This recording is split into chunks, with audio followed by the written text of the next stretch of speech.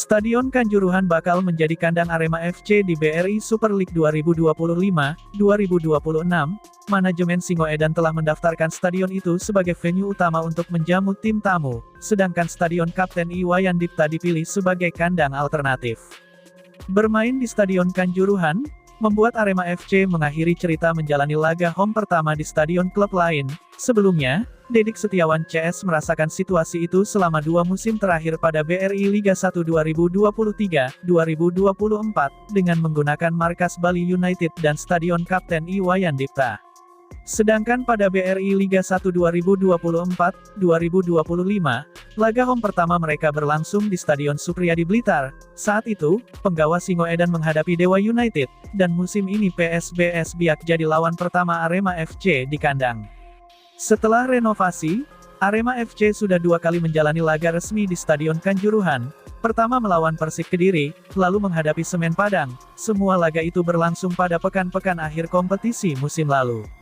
General Manager Arema FC Yusrinal Fitriandi mengatakan, menggunakan Stadion Kanjuruhan didasarkan dengan berbagai pertimbangan, mulai infrastruktur, fasilitas, jarak, sampai ingin bermain lebih dekat dengan Aremania, saat bermain di Blitar dan Bali lebih jauh untuk pendukung tim, katanya. Pria kerap disapa Inal itu menjelaskan, fasilitas terbaru di Stadion Kanjuruhan menunjang laga BRI Super League. Menurutnya, fasilitas itu tidak sekadar untuk pemain atau tim yang berlaga, lebih jauh, secara keamanan juga sangat mendukung. Contohnya, terdapat jalur ke tribun khusus wanita, lalu, pembagian ring wilayah menjadi filter penonton. Selain itu mobilitas tim untuk masuk dan keluar stadion juga sudah sangat baik. Berangkat dari hal itu, manajemen merasa tidak perlu menjadi tim musafir lagi, apalagi sudah tidak ada larangan menggunakan venue tersebut, bermain di rumah sendiri, memudahkan Aremania yang ingin langsung memberi dukungan, paparnya. Sementara itu, kuantitas pemain asing di Super League kemungkinan bakal kembali berubah, seiring surat dari Ketua Umum PSSI, Erick Thohir, kepada PT LIB. Jumlah pemain asing menjadi salah satu topik yang hangat diperbincangkan. Jelang musim kompetisi baru, Ketua Umum PSSI Erick Thohir pun mengirimkan surat resmi kepada I-League, terkait pengaturan jumlah pemain asing yang berlaga di kompetisi BRI Super League musim 2025-2026.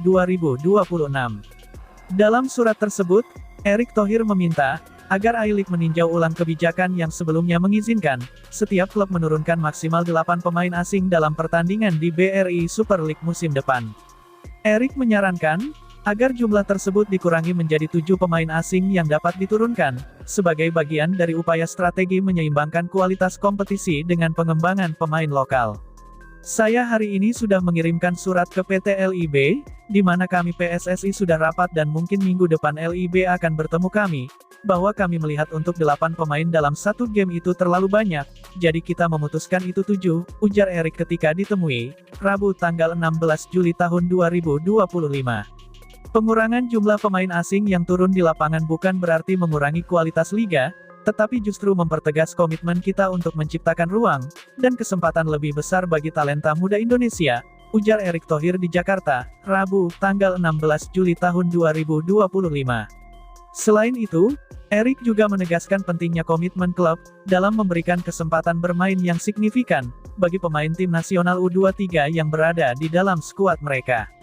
Ia meminta agar setiap pemain U23 mendapatkan waktu bermain minimal 45 menit, dalam satu pertandingan sebagai bentuk nyata dari upaya pengembangan generasi penerus sepak bola nasional. Kita tidak ingin pemain muda hanya menjadi pelengkap di bangku cadangan, mereka harus tumbuh melalui pengalaman nyata di lapangan sehingga jam bermain mereka bertambah, skill dan mentalnya juga meningkat, kata Erick. Di sisi lain, manajemen Arema masih berteka-teki soal pemain asing ke-9 untuk Super League 2025-2026. Hingga saat ini, direksi klub masih belum mengambil keputusan terkait hal ini. Sebelumnya, PT I-League selaku operator kompetisi telah mengizinkan klub-klub peserta untuk mengontrak 11 pemain asing, dengan ketentuan regulasinya 8 pemain boleh bermain di lapangan. Tapi, Ketua Umum PSSI, Erick Thohir kemudian meminta PT I-League merevisinya menjadi 7 pemain. Hanya saja, General Manager Arema Yusrinal Fitriandi sudah memastikan, tak akan memaksimalkan kuota pemain asing tersebut. Saat ini, Arema sudah punya 9 pemain asing, tapi 1 pemain, yakni Pablo Oliveira tak didaftarkan karena masih pemulihan cedera. Paling banyak kita ambil 9 pemain, itu di luar Pablo, pasti banyak yang harus dipertimbangkan, dari segi biaya, kebutuhan tim yang utama. Kalau ambil 11 pemain terlalu banyak, kata Yusrinal.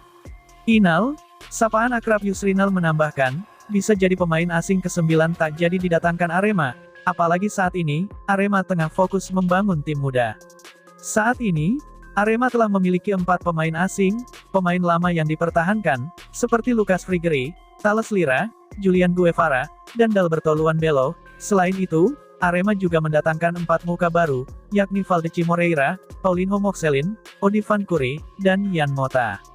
Kita ini kan lagi membangun tim muda, dari musim kemarin, apalagi musim ini ada banyak pemain mudanya, sayang saja kalau mereka nggak mendapatkan kesempatan bermain. Gara-gara terlalu banyak pemain asingnya, makanya kita lihat kebutuhan tim dulu, bisa saja nggak nambah, katanya. Komunikasi dengan pelatih kepala soal pemain asing ke-9 itu, Inal mengaku sudah berkomunikasi dengan pelatih kepala Arema Marcos Santos, itu menjadi bagian dari bahan evaluasi pramusim.